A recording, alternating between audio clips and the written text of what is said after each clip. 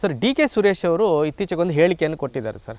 ದಕ್ಷಿಣ ಭಾರತ ರಾಜ್ಯಗಳಿಗೆ ತುಂಬ ಅನ್ಯಾಯ ಆಗ್ತಾ ಇದೆ, ಒಂದು ಸಪ್ರೇಟ್ ದೇಶನೇ ಆಗಬೇಕು ಅಂತ. ಅದರ ವಾಪಸ್ ಟ್ವೀಟು ಮಾಡಿದ್ದಾರೆ.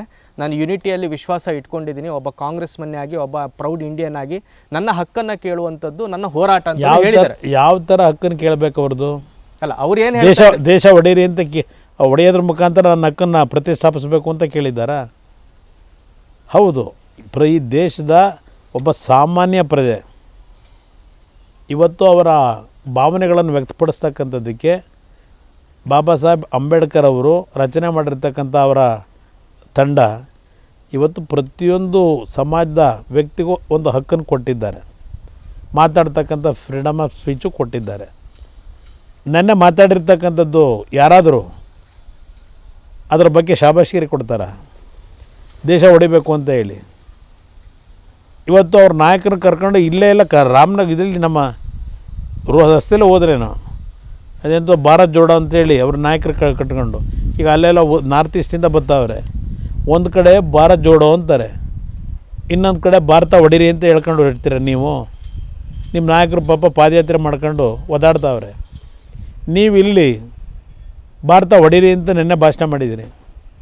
ನಿಮ್ಮ ಹಕ್ಕು ರಾಜ್ಯಕ್ಕೆ ಏನಾದರೂ ಅನ್ಯಾಯ ಆಗಿದ್ದರೆ ಅದಕ್ಕೊಂದು ವೇದಿಕೆ ಇದೆ, ಪಾರ್ಲಿಮೆಂಟಲ್ಲಿ ಮಾತಾಡಿ, ವಿಷಯಾಧಾರಿತವಾಗಿ ಮಾತನಾಡಿ. ನಿಮ್ಮ ಮತ್ತು ಲೋಕಸಭಾ ಮೆಂಬರ್ ಯಾಕಾಗಿದ್ದೀರಿ? ಅಲ್ಲಿ ನಮ್ಮ ರಾಜ್ಯಕ್ಕೆ ಕೊಡ್ತಕ್ಕಂಥ ಹಂಚಿಕೆಯಲ್ಲಿ ಏನಾದರೂ ತಪ್ಪಿದರೆ, ನಮಗೆ ಅನ್ಯಾಯ ಆಗಿದ್ದರೆ ಅಂಕಿಅಂಶ ಇಟ್ಕೊಂಡು ಚರ್ಚೆ ಮಾಡಿ. ಅಲ್ಲಿ ಅದು ಬಿಟ್ಬಿಟ್ಟು ದೇಶ ಹೊಡೀರಿ ಅಂತ ಹೇಳಿದ್ರೆ ನಿಮ್ಮನ್ನು ಮೆಚ್ತಾರ ಜನ?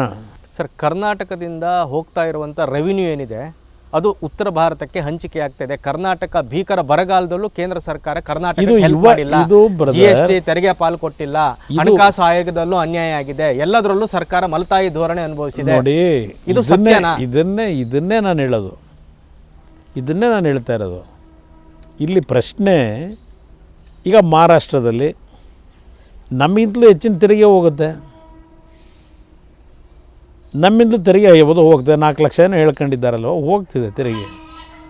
ಇಲ್ಲಿ ಪ್ರಶ್ನೆ, ಈ ಒಂದು ಫೆಡ್ರಲ್ ಸಿಸ್ಟಮ್ನಲ್ಲಿ ಹಲವಾರು ಇನ್ಸ್ಟಿಟ್ಯೂಷನ್ಗಳನ್ನು ನಾವೇ ಮಾಡಿದ್ದೇವೆ. ಕಾನ್ಸ್ಟಿಟ್ಯೂಷನಲ್ ವ್ಯವಸ್ಥೆ ಪ್ರಕಾರ ನಾವೇನು ಆ ಒಂದು ಇನ್ಸ್ಟಿಟ್ಯೂಷನ್ಗಳಿದೆ, ಅಟಾನಮಸ್ ಬಾಡಿಗಳು, ಅವ್ರಿಗೆ ಪವರ್ ಕೊಟ್ಟಿದ್ದೇವೆ. ಅವರು ರೆಕಮೆಂಡೇಷನ್ ಮಾಡ್ತಾರೆ. ಇವತ್ತು ಹಣಕಾಸಿನ ಹಂಚಿಕೆ ವಿಷಯದಲ್ಲಿ ಕೇಂದ್ರ ಸರ್ಕಾರ ಹಂಚಿಕೆ ಮಾಡಲ್ಲ. ಆ ಫೈನಾನ್ಸ್ ಕಮಿಷನ್ ಏನಿದೆ, ಇವ 16ನೇ ಫೈನಾನ್ಸ್ ಕಮಿಷನ್ನ ಈಗ ರಚನೆ ಮಾಡಿದ್ದಾರೆ.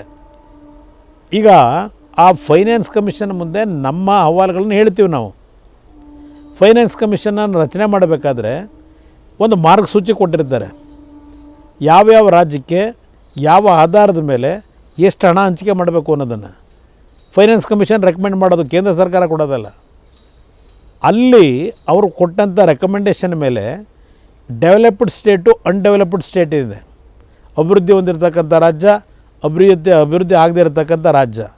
ಆ ಒಂದು ಅಳತೆಗೋಲಿನಲ್ಲಿ ಪಾಪ್ಯುಲೇಷನ್ ಮೇಲೆ, ಪಾವರ್ಟಿ ಮೇಲೆ, ಇದೆಲ್ಲದರ ಮೇಲೆ, ತಲೆ ಆದಾಯದ ಮೇಲೆ ಒಂದು ತೀರ್ಮಾನಗಳನ್ನು ಅವರು ಮಾಡ್ತಾರೆ, ಎಲ್ಲೆಲ್ಲಿ ಏನೇನು ಕೊಡಬೇಕು ಅಂತ ಹೇಳಿ. ಇದು ಇರತಕ್ಕಂಥ ವ್ಯವಸ್ಥೆ.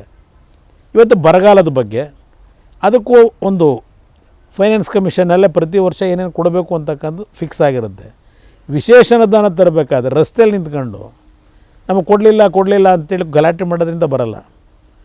ಕನ್ವಿನ್ಸ್ ಮಾಡಬೇಕು ಹೋಗಿ. ನ್ಯೂಸ್ ಫಸ್ಟ್, ನಿರ್ಭೀತಿಯಿಂದ ನಿಮ್ಮ ಪರವಾಗಿ.